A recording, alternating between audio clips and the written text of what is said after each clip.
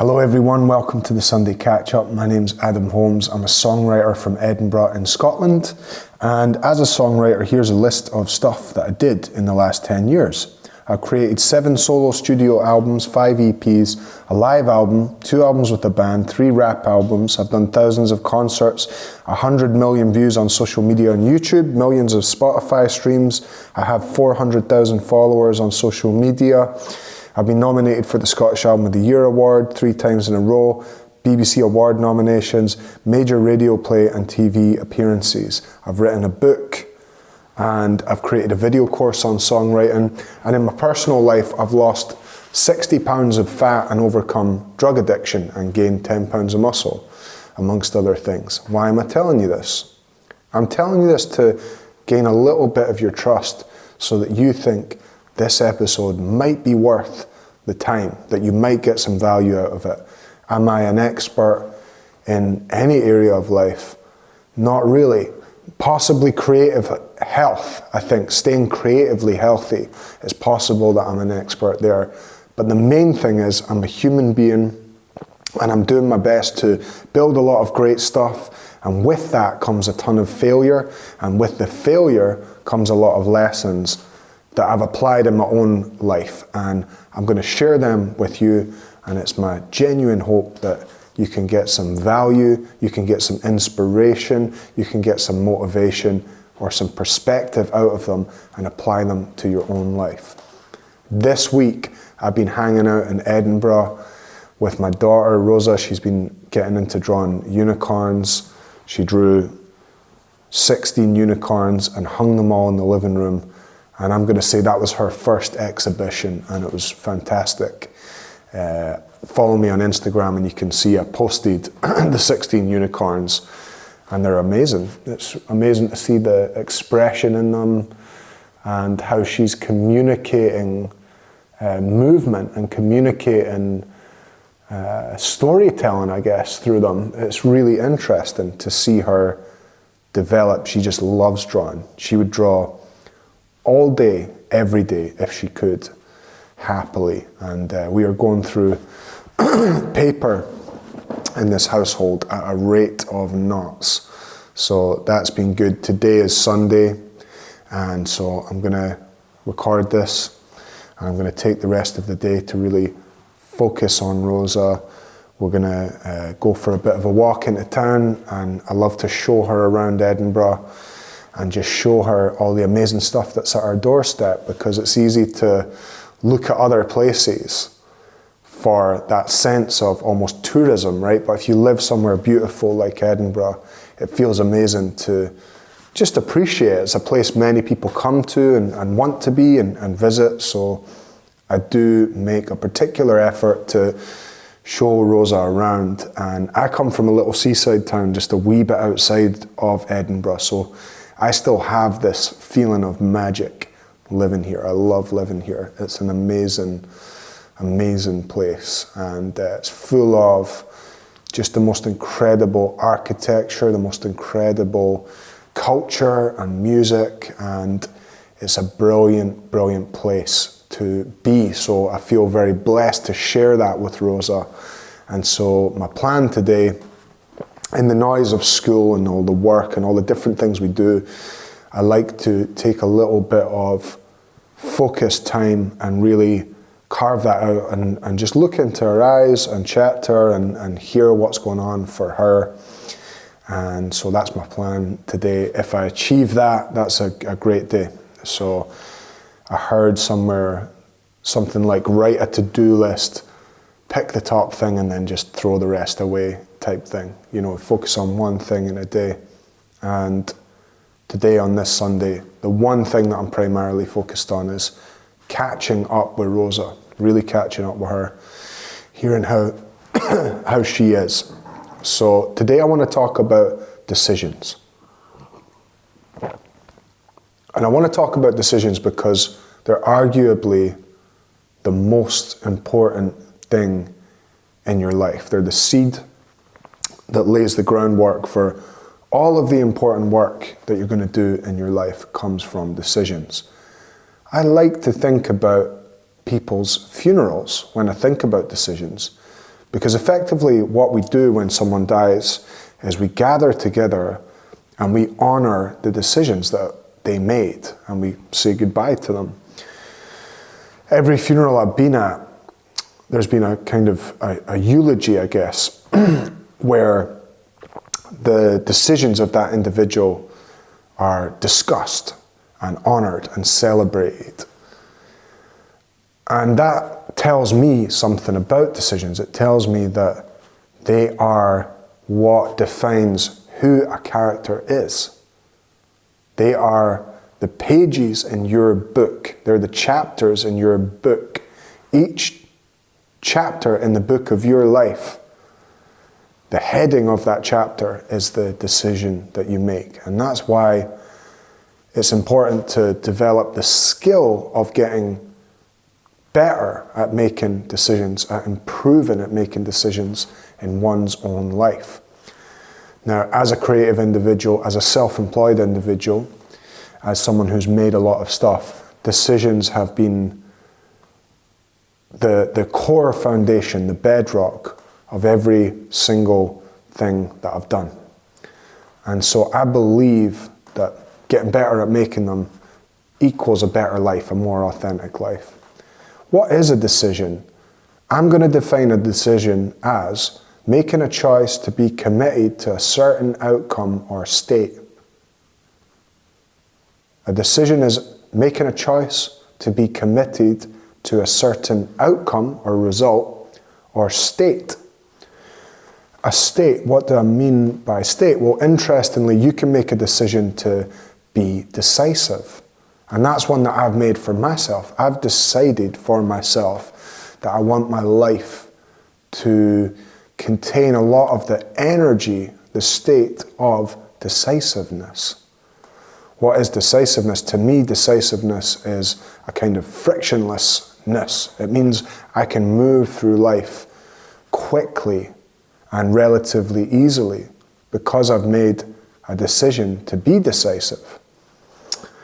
Why are we at all indecisive? What creates the state of indecisiveness? Well, it's interesting. My daughter, Rosa, is 6, so she's at school. She's in primary 2, is how it's classed in the UK. I don't know, for our friends in the States, I think it's a little bit different, and in Europe possibly. But she's in primary 2, so she's in her 2nd year of primary school. And I think the school system teaches delegation of expertise.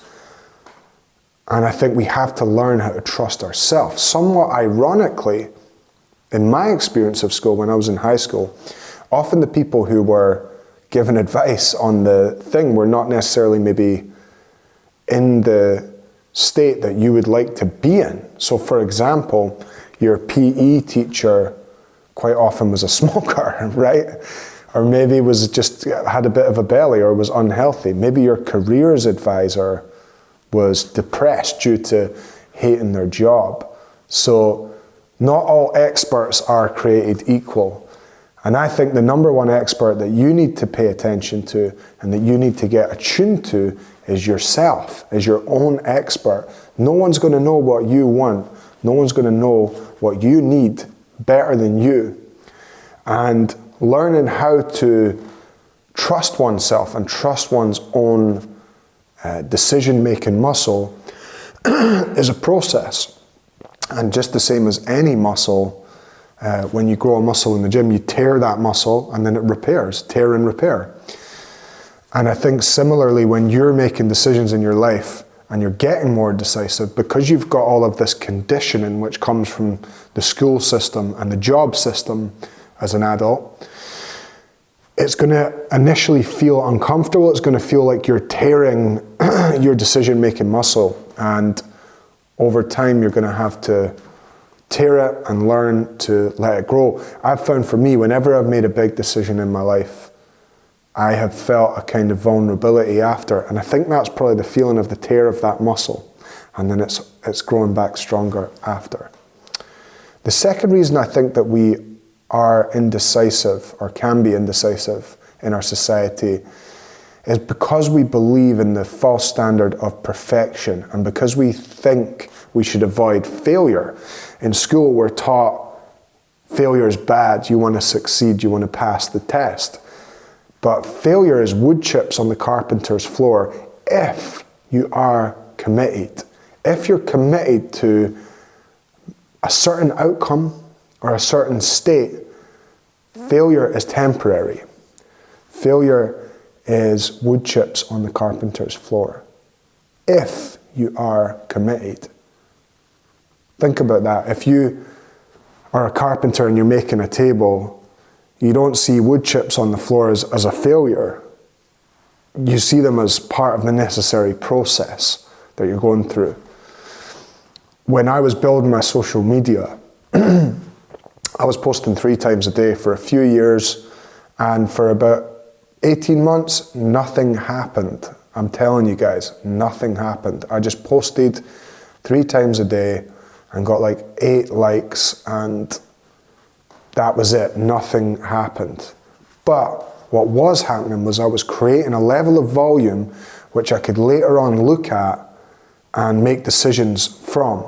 So sometimes in life it can feel like you're failing when you're actually just collecting information that's incredibly useful. If you want to lose weight, if you want to leave your job, if you want to move house, if you want to dress differently, if you want to get married, you're allowed to, quote unquote, make a bad decision there. The only reason that you need to do any of those things is just because you want to. And ultimately, decisiveness is actually nothing more than courage and determination. It's the courage to make a choice, and it's the determination to continue making that choice, right? To keep re-choosing that choice. Embrace failure. Why? Imagine a world without it. Imagine a world where the story went like this. Adam wanted to build his social media and he did 1 post and it worked. Adam wanted to lose weight and he went on the treadmill and then he was shredded. Adam wanted to make more money, so he did 1 social media post and then he was a millionaire. Where's the story, right? There's this idea, I think it was Shakespeare said, there's 7 stories in the world and they're all a human versus something. That's where the contrast is. That's where the challenge is. That's where the story is. The story is in that opposition. It's in that resistance. It's in that sense of, am I going to make it? I don't know. That's where the enjoyment is. You can learn to enjoy the unknown, enjoy the journey, enjoy the contrast. Until your heart fails to keep you alive, there is no failure. There's no such thing. It's wood chips on the carpenter's floor. I want to circle back a little bit to why we feel afraid of failure and why we feel afraid to not be perfect. And I think, interestingly, we avoid making big decisions because we think there's a right decision. But what if there isn't? What if there's just another option with a different set of positive and a different set of negative?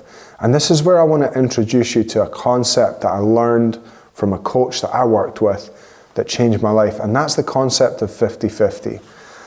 And the concept is life is 50% positive emotion and 50% negative emotion, no matter what you're doing.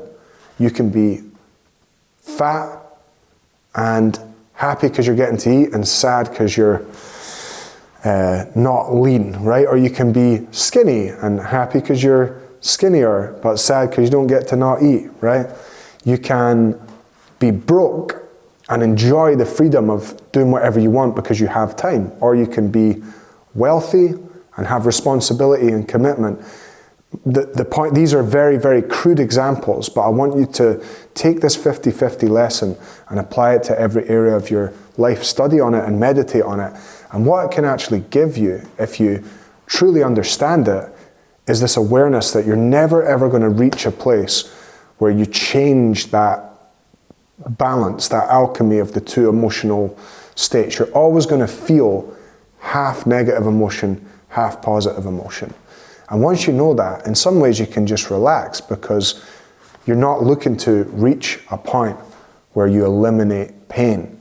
You're just going to try out different flavors. Each thing that you do, you're going to do because you think it's going to give you a feeling, right? You would lose weight, you'd leave your job, you'd move house, you'd dress differently, or you'd get married. Why? You'd only do it because you think it's going to give you a certain kind of emotional state. And with it is going to come its equal opposite, the negative side. I don't mean negative as in bad, I just mean the negative side of the charge.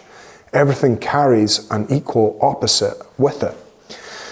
So if you integrate that into your understanding, decision making becomes way easier, because you can think, I'll move to that house and it'll be good because of this and bad because of that, or I'll move to that house and it'll be good because of this and bad because of that. And you can relax into the contrast of life to some extent. Once you understand there is no perfect decision, there is no right decision, but there is the opportunity to tear that muscle and grow it back a little bit stronger. And each time you do, that sense of frictionlessness in your life increases and becomes more present within your life. I've written 5 questions, 5 concepts which I think might help you to make decisions quicker and more easily.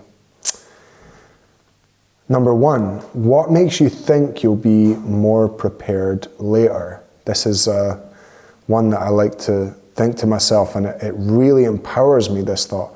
What makes you think you'll be more prepared later? Now, look, if you're wanting to be a brain surgeon, right, and you're thinking, I'll just have a crack now, obviously no, right? But what makes you think that you'll be more prepared later to lose weight, to leave your job, to move house, to dress differently or get married, right? Again, this ties into the last point. The reality is you think you'll be more prepared later because you think that a certain amount of information will avoid the contrast of life. But it won't. Because if you go to lose weight, you're always going to have a visitor that brings cake. You're always going to have a night out where you want to just eat whatever you want. You're always going to have stressful days where you're going to want to eat what you want, etc., right?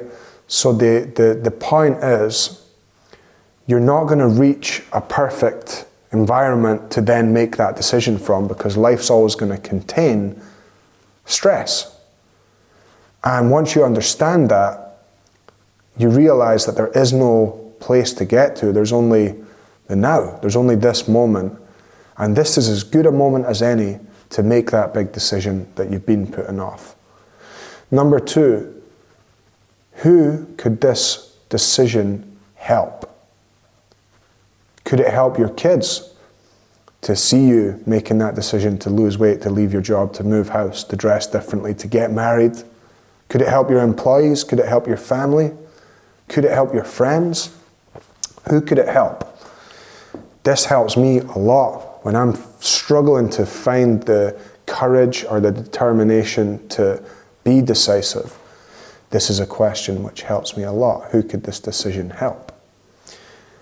To go back slightly to the last point, I think one of the most important things to understand when it comes to decision making is how you manage your mind about the decisions that you make is a lot more important in your life than the decisions that you make.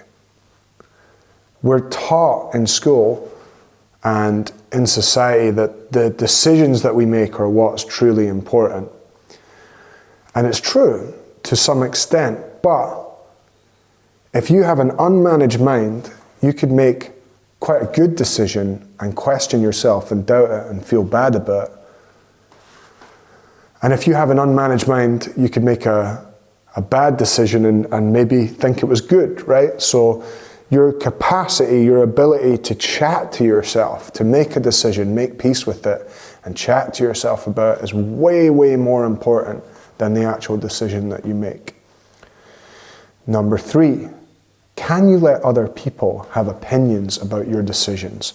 If you're going to start making really authentic decisions, they're going to be unpopular with someone. If you make a decision to lose weight or to leave your job or to move house or to dress differently or to get married or to get unmarried, there's going to be people who don't like that decision because it threatens their ego, it threatens a place where they are.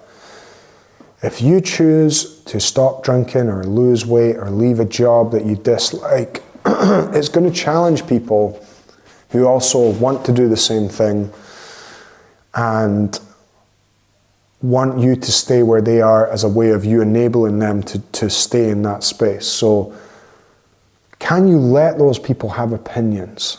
I've had to let my family have opinions about my work, decisions, about things that I've been doing. I've had to be comfortable with people not understanding things I'm doing. Now that I have a lot of social media followers, the amount that I work on social media looks like it makes sense, right? But when I didn't, and my family were just saying, what are you doing, right? You have to be comfortable being right about it before you have a right to be right about it, if that makes sense. You have to be comfortable allowing it to look a little crazy at times, if you're committed to it. The fourth question, how would this decision look in 100 years? This helps me tremendously if I'm struggling with a decision.